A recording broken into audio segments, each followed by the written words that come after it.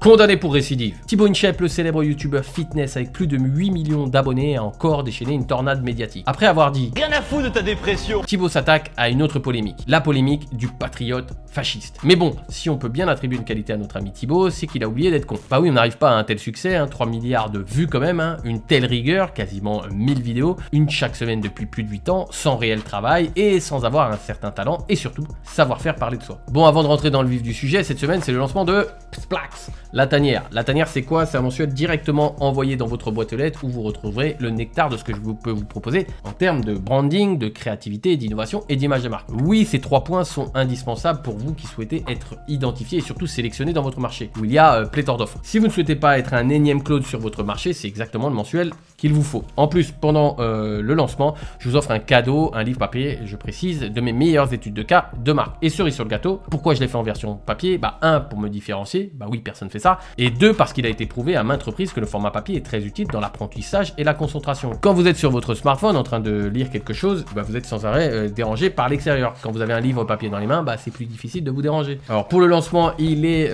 uniquement jusqu'à dimanche. Si vous voulez profiter du livre supplémentaire offert, pour en savoir plus, vous avez un lien en description sur le i en haut à droite qui vient d'apparaître. Allez, on passe à la suite.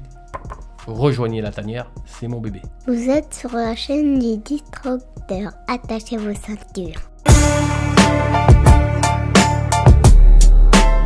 Rien à foutre de ta dépression. Arrête d'être une merde. Vous énervez pas, c'est pas moi qui le dis, c'est notre ami Thibaut. Ce sont les premiers propos qui ont fait polémique. Thibaut donne une leçon de motivation à sa manière. C'est du développement personnel avec un coup de pied au cul. En version hardcore, pas en version bisounours quoi. Et finalement, on peut se dire qu'au fond, il a raison. Puisque tout le monde a déjà pensé au sujet d'une autre personne qu'elle se victimise ou qu'elle se cherche des excuses pour pouvoir trouver une raison à ses échecs. Alors qu'en réalité, la première personne responsable, c'est souvent nous-mêmes. Mais bon, ça, si on veut parler de développement personnel, j'ai fait une étude de cas sur le sujet et je vous invite à la voir pour moi, c'est une des meilleures vidéos de la chaîne. Elle s'appelle l'arnaque du développement personnel, c'est tout un programme. Je vous mets le lien bien évidemment dans la partie ressources sous cette vidéo. Au-delà des propos, au-delà des mots, Thibaut Inchep a surtout bien ciblé ce que veut entendre le public qui est fan de ses vidéos. Le public qui aime son style, connaît sa manière de penser, connaît sa manière de faire, connaît son franc-parler. Mais peut-être que la majorité des personnes concernées par les thématiques de Thibaut Inchep ne peuvent pas être à la portée de son message. Ce que j'entends par là, c'est que même s'il est très bon sur ses différents réseaux sociaux, et même s'il a énormément de personnes qui le suivent, il reste quand même beaucoup de personnes qui ne savent même pas qui est Thibaut Inchep. Pour atteindre ces personnes et donc accroître l'audience qui le suit,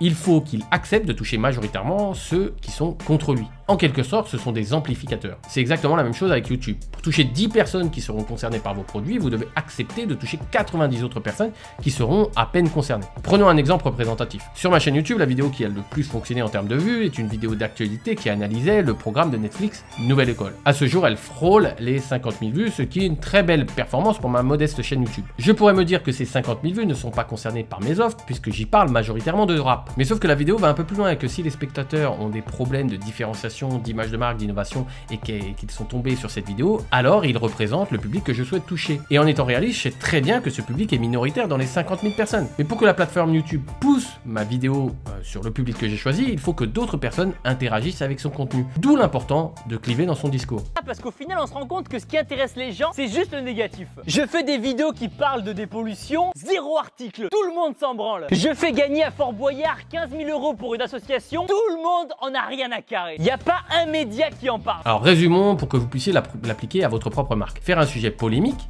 clivant, mais tout en fournissant de la qualité dans celui-ci vous permettra d'avoir plus d'interactions. Soit des personnes qui vont adorer, soit des personnes qui vont détester. Le contenu sera donc relayé massivement parce qu'il suscite de l'engagement. Et l'engagement, c'est le principe phare au cœur d'une marque solide.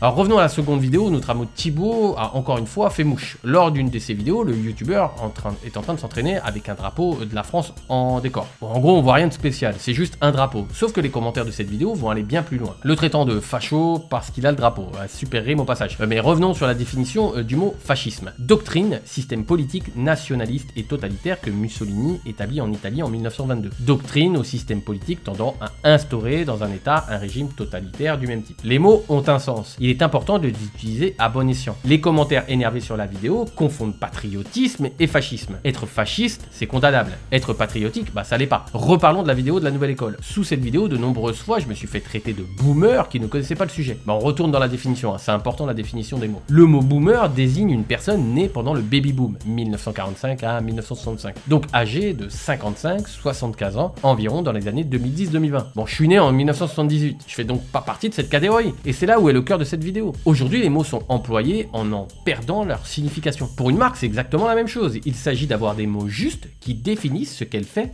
et activent l'imagination des personnes engagées par celle-ci. Par exemple, oui, j'aime bien les exemples. Si je vous dis enfance, magie, dessin animé, vous pensez à je vous laisse me répondre en commentaire et le gagnant, je lui offrirai un drapeau de la France. Thibaut a su retourner ses commentaires négatifs pour en faire une force. Une nouvelle fois, il prouve à son public quelles sont ses valeurs. Il renforce donc l'engagement des personnes qui croient en sa marque. Pour les autres qui vont le considérer comme une personne fasciste ou raciste, il mélange un petit peu tout, c'est pas grave parce que ce sont pas des personnes concernées. Il choisit donc de cliver, de séparer les personnes qu'il souhaite avoir dans son public de celles qu'il souhaite en écarter.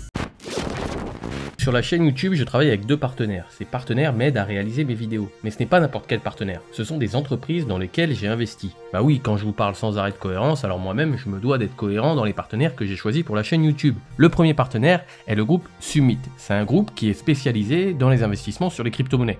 Pour faire clair et pour faire bref, ça fait plus de 2 ans que j'ai investi dans ce service et j'en suis très content puisque j'arrive à un rendement moyen de 4,4% par mois pour cette période avec un pic de rendement à 11,64%. Plutôt pas mal, voire même très intéressant. Pour en savoir plus sur le groupe Summit, vous avez un lien dans la description de cette vidéo pour aller sur le site, ainsi qu'une interview sur la chaîne qui parle en détail de cet investissement et des crypto-monnaies en général. Mon second partenaire, c'est la société américaine Inspire by USA. Cette société est américaine, mais ses fondateurs sont français et elle travaille quasiment qu'avec des Français. Inspire by USA propose une solution innovante, 100% e-commerce, automatisée avec des stores Amazon. En bref, ils vont créer un store Amazon à votre nom, ils s'occupent de référencer les produits ainsi que de les vendre, c'est totalement passif et les rendements sont très intéressants. De 5 à 15% les 3 premiers mois, puis entre 15 et 20% par mois, je précise. Pour en savoir plus, vous avez un lien en description pour prendre rendez-vous avec un conseiller de Inspire by USA et également un lien vers une interview où nous entrons en détail de leur service.